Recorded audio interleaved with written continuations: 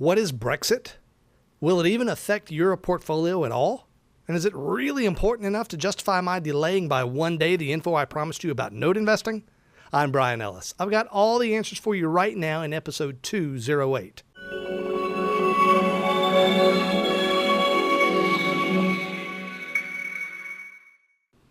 Hello, SDI Nation. Welcome to the podcast of record for savvy, self-directed investors like you, where each day we help you to find, understand, and profit from exceptional investments. Hey, folks, be sure to check out today's show notes page at sdiradio.com/208, or if you're not in front of a computer, just text the word SDI Radio with no spaces or periods to 33444 to get access to the resources from today's show number 208. In the last episode, we talked about my favorite asset class, real estate notes. If you didn't hear that one, you definitely should. At the end, I promised to tell you where to find some really great note assets. But my friends, I've not forgotten about that, but I need you to know there's some very important economic news out that's relevant to you and to your future decision-making as a self-directed investor. Friday of last week, the world was shocked by news of the Brexit. That's the pop culturist term used to describe the decision by the people of Great Britain to exit the European Union. A bit of context will be helpful here because there's some really important lessons for me and you as investors in this experience and in the fallout from it. Back in the 90s, Europe had had enough of getting their clocks cleaned economically by the U.S. in particular and other economic powers in general. Thus, the idea of a European Union was pitched, a political and economic confederation intended to give Europe more power and influence to compete successfully. Of course, as political things go, there was more to the story.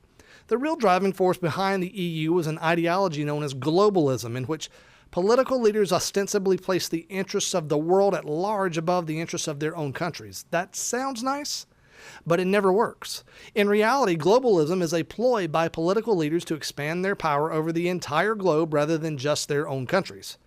So the EU was formed with many major countries of Europe involved, including the big ones, Great Britain, France, Germany, Spain, and others. So what happened? Well, what happens every time bureaucrats get involved and exert power over economies? The EU economy weakened and weakened to where it's hobbling along right now at, according to The Economist, at less than 0.5% a year. That's pathetic. Furthermore, to implement the cultural changes needed to truly implement globalism, something else had to happen. Unique national culture had to be diminished in each member country. This is most easily accomplished by essentially erasing national borders and allowing unfettered immigration. To that effect, the United Nations, that most globalist of entities, recognized that European citizens were aging out of existence with a very low rate of childbirth, and so the UN recommended the replacement of Europe's dwindling population with Muslim refugees. I say refugees with big quotes around them. They seem more like freeloaders to me. In fact, that's not my opinion. Empirical evidence shows that the only benefit brought by Muslim immigration is expansion in government spending to care for them, as data from the Gaddiston Institute shows that Muslim unemployment in Britain is about 50% for men and 75% for women. I'm told that mooching behavior is actually condoned in the Islamic faith, which encourages Muslims to idly profit from the efforts of infidels. That's what they call non-Muslims like me. So, bottom line, the EU is formed. They take over the economies of all of the biggest European countries. They begin importing Muslim immigrants by the millions who promptly take up a big spot on the government dole and are paid for by the efforts of the millions of hardworking citizens who contribute to that society. And a certain frustration has been building and building and building over time. It was a deep, intense, nationalistic frustration from people who loved their country and who couldn't stand that it was being overtaken by people who were there with zero regard for the law or for their culture. And so the Brits decided to unwind themselves from the EU, and that shook the world, economically and politically. Look, I commend them for this move. Great Britain once was great. It can be great again. But what does this mean for you and me? There will be economic turbulence for a few days, but beyond that, it means a few things. First, elections have consequences for your money, my friends. Remember, the Brits chose to join the EU. Any reasonable analysis of history would have suggested that it was a terrible idea. But the idea was fashionable and foolish. That idea of globalism through the EU won the day back in the 90s, and all of Europe has suffered since. So, folks, vote carefully in November. Second, immigration isn't an issue to be taken lightly. With all of Donald Trump's talk of erecting a wall and freezing immigration of Muslim refugees, faux intellectuals have made it fashionable to make accusations of xenophobia when faced with anyone so uncouth as to support immigration limits that are clearly pro-American.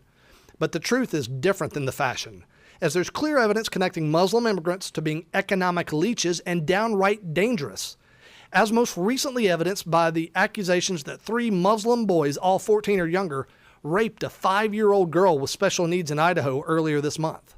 Don't be swayed by shapeless arguments about fairness, my friends.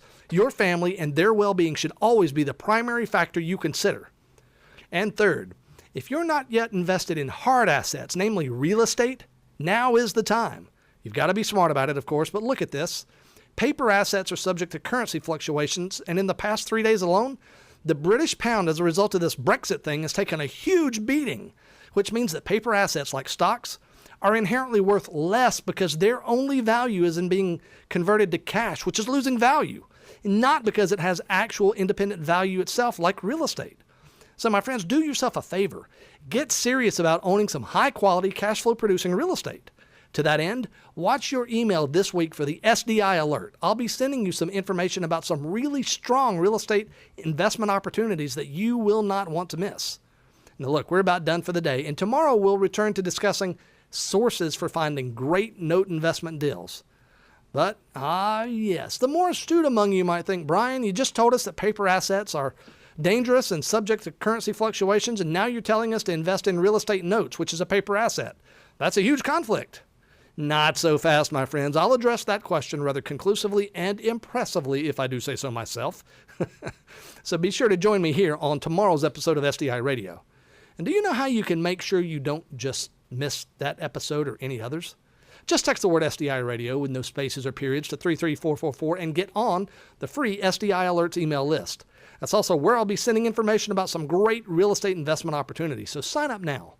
Folks, amidst the chaos of Brexit and the political storms that are brewing right here in America, I'd like to leave you with one great piece of fundamental advice, and that is, invest wisely today and live well forever.